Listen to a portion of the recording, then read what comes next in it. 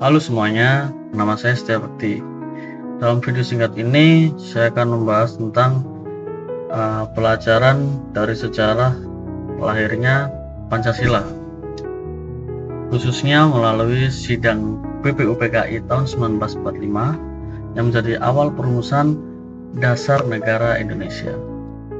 Sidang BPUPKI atau Badan Usaha-Usaha Penyelidik Persiapan Kemerdekaan Indonesia diadakan pada 29 Mei hingga 1 Juni 1945. Dalam sidang ini, para tokoh bangsa seperti Muhammad Yamin, Dr. Supomo, dan I.R. Soekarno menyampaikan usulan mengenai dasar negara Indonesia merdeka. Dan puncaknya terjadi pada 1 Juni 1945 saat Soekarno menyampaikan pidato yang memperkenalkan 5 sila, yaitu 1. Kebangsaan Indonesia, 2.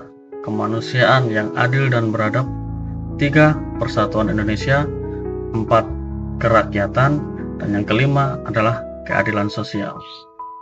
Jadi, pidato inilah yang menjadi cikal bakal lahirnya Pancasila, guys. Lalu setelah sidang BPUPKI, maka setelahnya dibentuklah Panitia 9 yang bertugas menyempurnakan rumusan dasar negara. Pada 22 Juni 1945, mereka menghasilkan sebuah dokumen penting yang disebut Piagam Jakarta.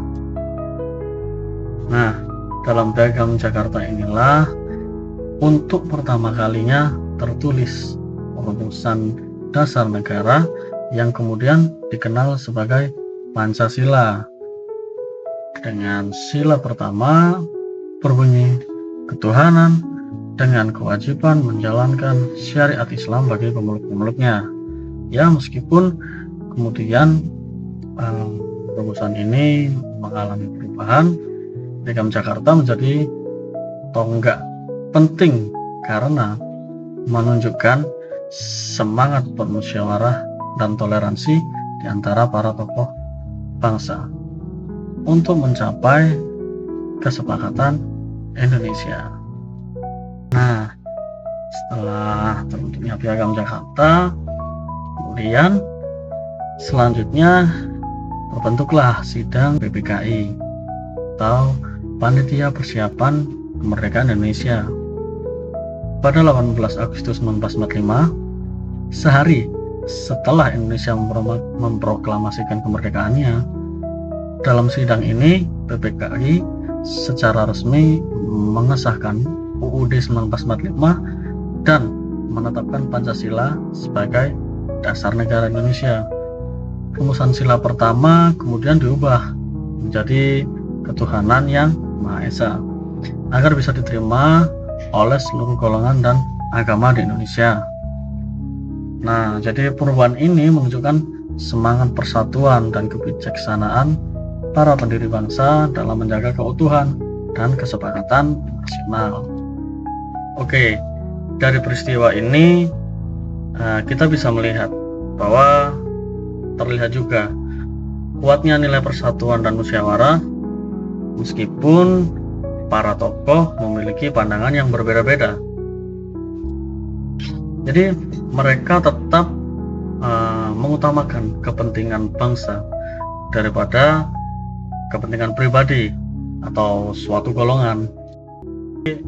Nilai persatuan Indonesia dan kerakyatan yang dipimpin oleh hikmat kebijaksanaan dalam permusyawaratan perwakilan sangat tampak di sini. Jadi bagi saya pelajaran penting yang bisa diambil adalah semangat gotong royong dan toleransi dalam perbedaan. Sebagai generasi muda, kita harus mendalami sikap para pendiri bangsa yang mau berdialog, mendengar, dan mencari jalan tengah demi kepentingan bersama. Di tengah-tengah zaman sekarang, seperti perpecahan karena perbedaan pendapat di media sosial, nilai persatuan dan musyawarah dari Pancasila tetap relevan. Kita perlu selalu menjaga semangat itu dalam kehidupan sehari-hari di sekolah, kampus, maupun di masyarakat. Itulah sedikit refleksi saya tentang pelajaran dari sejarah lahirnya Pancasila. Semoga semangat para pendiri bangsa bisa terus hidup dalam diri kita. Guys, terima kasih telah menonton, dan mari kita terus mengamalkan nilai-nilai Pancasila dalam kehidupan kita sehari-hari.